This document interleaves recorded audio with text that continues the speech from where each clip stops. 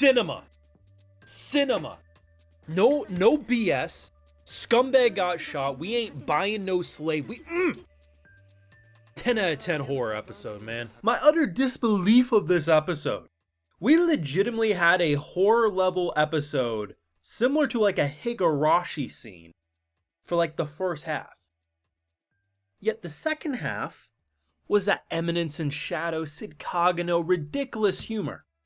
And does either one of the sides of this episode conflict or take away from? No. Somehow they blend horror meets comedy. Because they let the horror stand on its own two legs, and then they let the silly happen. They didn't have silly in the middle of the horror scene, so instead, we get to witness this princess, who after making the worst decision known to man, she did a pinky promise. Oh, we're gonna come back safe. No, you never do that. And as we saw, her whole planet got obliterated after that pinky promise. Never do that. And then this scumbag pirate, who I thought in previous episode confirmed he already did something to her, but I thought, oh, maybe it was a misdirect. And, in typical anime fashion, as she's about to get cut apart, Liam will barge in, save the day.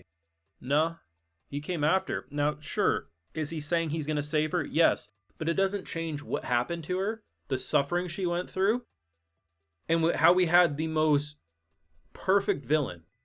There was no, I think I'm doing the right thing, you wrong me. No, he was straight up, I do this because it's fun. Complete psycho. The way they cut apart these girls. Now, did they focus in on the deadly gore? No. And some people are going to say, oh, it's not as impactful as you're making it out to be, Brennan, because we didn't focus on the gore. But you don't have to.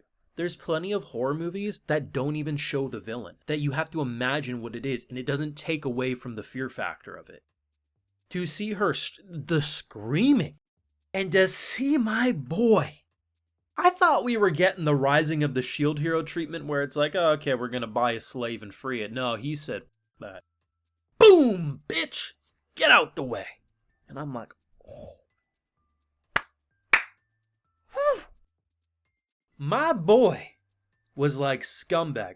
And he even does the thing. He's like, hey, this isn't very evil lord of me, but that's okay. Because they're suffering worse than I did in my original life, and I don't vibe with that. Boom, bitch, get out the way. I have been teetering on should I call this a great or even an amazing isekai, but I'm like, it's a pretty silly...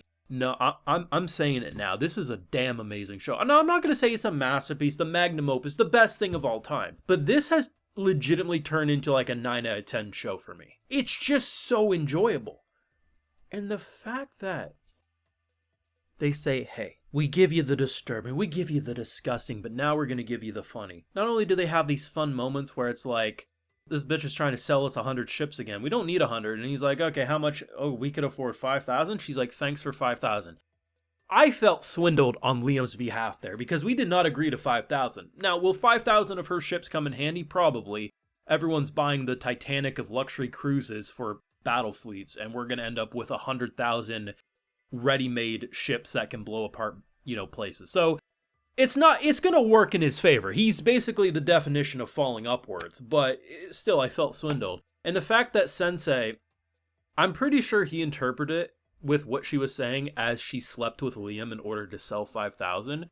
And the fact that this man's like, I'm going to kill this kid. He's smart, in a way. He's kind of dumb, but he's smart in a way, too. Somehow, he has continued to force Liam to become the strongest entity in this universe. Master, this is impossible for one person. No, it's not. He just wanted to see this kid suffer, and in doing so, he created the strongest shield known to man. And he realized in that moment that he messed up, that listen, if this kid ever finds out who I am, he will kill me. And it's not an exaggeration. It's not a pointless fear. This is a kid who has killed nobles, who shot a pirate in the head because he didn't like him. What do you think he would do to the guy who swindled him for all these years? Now, personally, I believe even if he learned the truth, he would say, well, it worked. But I don't think he would ever believe it. You could boldly tell him, I swindled you for 10 years, and he'd be like, Sensei, you're a kid or you're a jokester. But do I appreciate him saying, you graduated, you're a master now? Somehow, he Scooby-Dooed his way out of there. He said, nope, I'm out this bitch. They just delivered The single best episode of this show, probably the best space-looking stuff we've seen. Now, granted, it was a lot shorter than what we're used to, but the space animation has been good this whole damn show.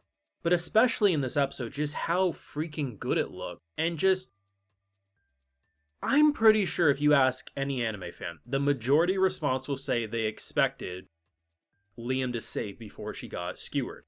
Unless people were under the assumption, that is, that this already happened.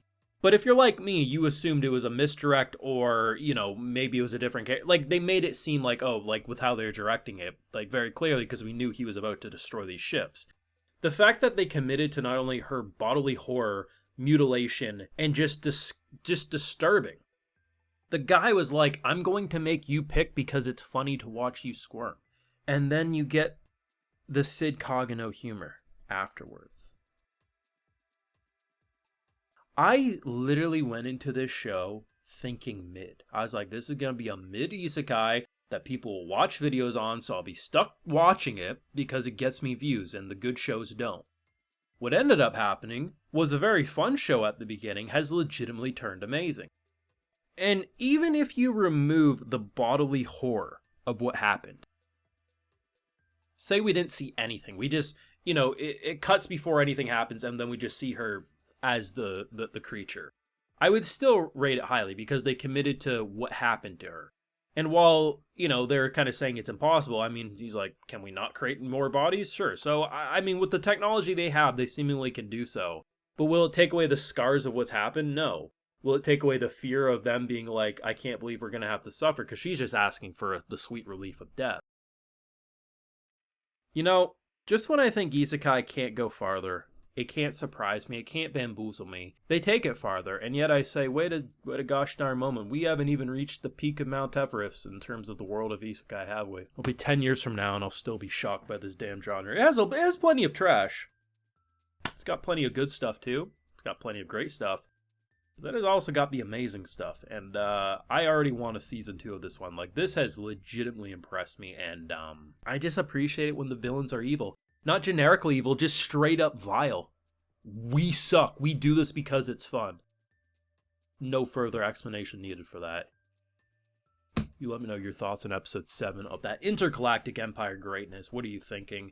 Leave a like if you enjoyed. Of course, subscribe if you're new around here. Ring that bell so you get notified when I upload more. And hey, we do have the Patreon where we got those full live reactions over there exclusively. And of course, when you're over there, I'll give you a video shout out. So today we got Winter Naomi Vera, Aracito, Alexin Free, Benjamin Russell, and we also have Crizo Wiper. So I appreciate the support, everyone. Please take care. Y'all have a good one.